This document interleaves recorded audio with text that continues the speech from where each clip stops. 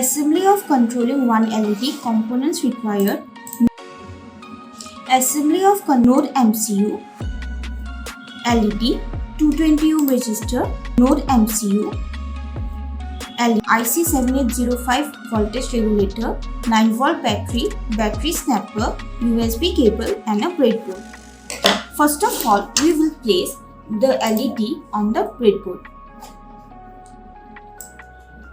Then we are going to place the voltage regulator on the breadboard. So this is the IC7805. So here this is the voltage input pin, this is the ground and this is the output pin. So we have to put the battery positive in this pin and battery negative, that is the ground here, and connect the VIN pin of the NodeMCU to the output pin of the voltage regulator. So place the voltage regulator on the breadboard. Then take a 220 ohm resistor, connect it to the negative pin of the LED, that is the cathode pin.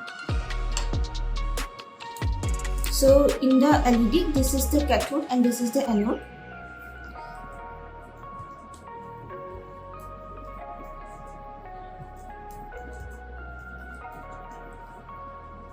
Now take some male to female jumper wire. Connect the other side of the 220 ohm resistor to the ground pin of the NodeMCU. There are 4 ground pins on the NodeMCU, as you can see. It is denoted by G. Connect the wire to any one of the ground pin. Then take another male to female jumper wire. Connect the anode, that is the positive of the LED, to D3 pin of the NodeMCU. D0, D1, D2, D3. The 4th pin. Done.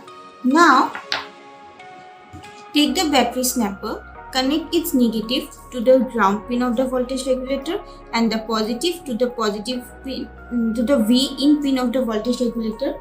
Connect the ground of the voltage regulator to the ground pin of the NodeMCU and the Vout pin to the VIN pin of the NodeMCU.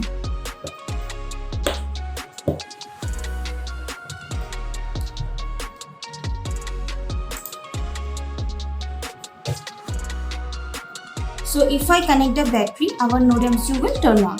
But if we don't want to use the battery, then we can power the NodeMCU using the USB cable.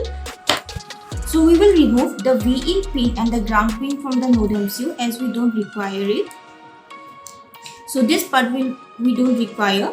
Just connect the USB cable to the NodeMCU and connect the other part to the laptop.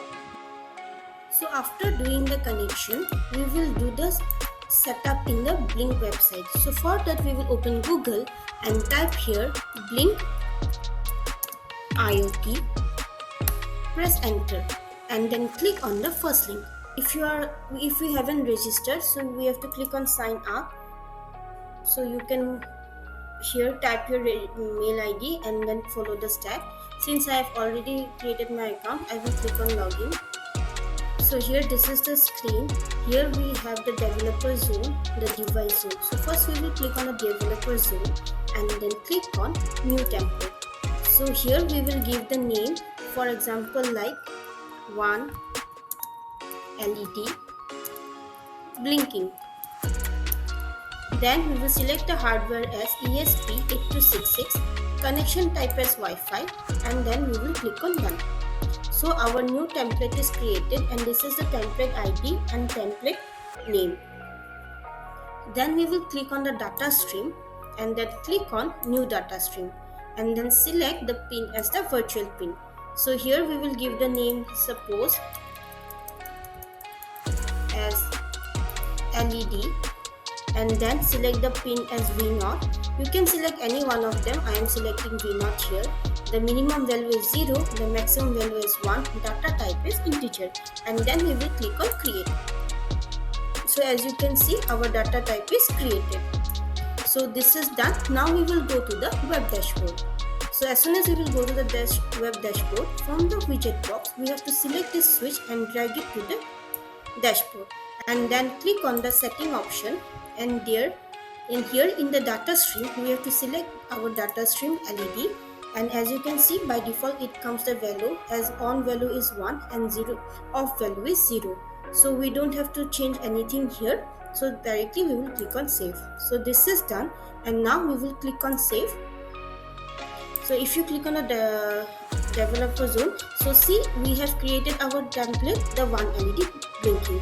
Now we have to add a device, so we will click on the devices and then click on new device. From here we will select the option from template and then click on template name. We will select our template one LED blinking and then click on create. So as soon as we will create here, our device is created, and this is the template ID, template name and token that we will require during our coding. So we have to click on copy this to clipboard to copy this, and thus we are done with our Blynk configuration.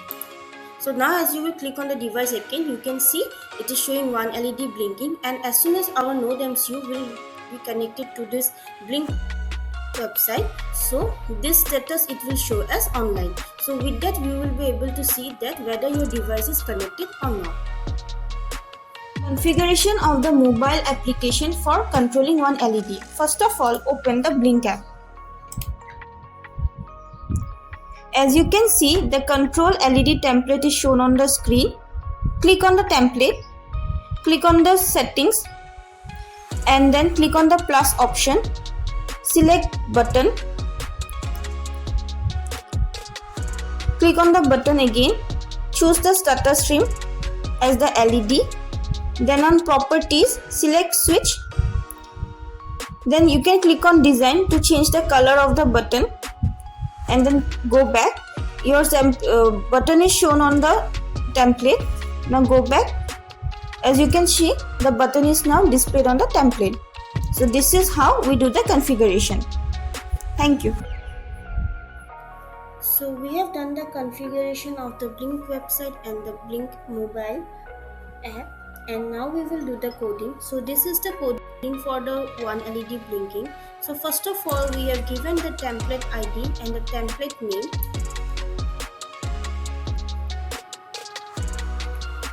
Here that we have got from the Blynk website, from our devices, and then we have included the ESP8266 Wi-Fi and the Blynk libraries, which will connect the NodeMCU to Wi-Fi and Blynk. And this is the token that we have got from the device. And after that, we will add the credentials, that is the token, the Wi-Fi, and the Wi-Fi password that is required here. Now this part is for control from the Blynk app. So here this block is automatically called when we will press a button on the Blynk app on the virtual pin V0. So here we have given the virtual pin V0, and this will get the value from the Blynk app. So it reads the value 0 as off and 1 as on, and will control the D4 pin to which the LED is connected. We have given the serial.begin to give the to run the serial monitor. We have set the D4 pin as output and connected the NodeMCU to the Blynk server where 80 is the port number. And then in the void loop, we have given blynk.run to keep the Blynk connection alive. So this will run again and again, and it will ensure that the Blynk app and the NodeMCU will connect and respond. After the code is done, we will click on tools, and then here under the board section inside the board manager, we will select the ESP8266 option, and from there we have to select NodeMCU 0.9 or NodeMCU 1.0.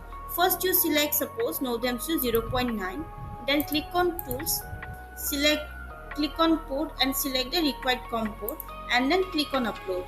If the code is uploaded, then good, and if it is not uploaded, then you again go to tools.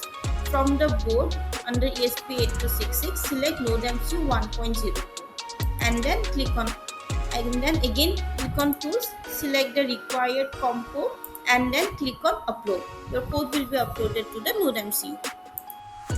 So as you can see, we will now control the LED with our mobile. So for that, open the Blynk app. You can see the template. Click here. You can see the button here. Now when I click on it's turned. The LED is turning on, and when I click on off, the LED turn off. Output for controlling one LED using the Blynk cloud. First of, as you can see on the dashboard, the devices are shown. The control one LED is the device. Click here on the switch. As soon as I turn it on, my LED will glow, and when I turn it off, my LED turns off. Thank you.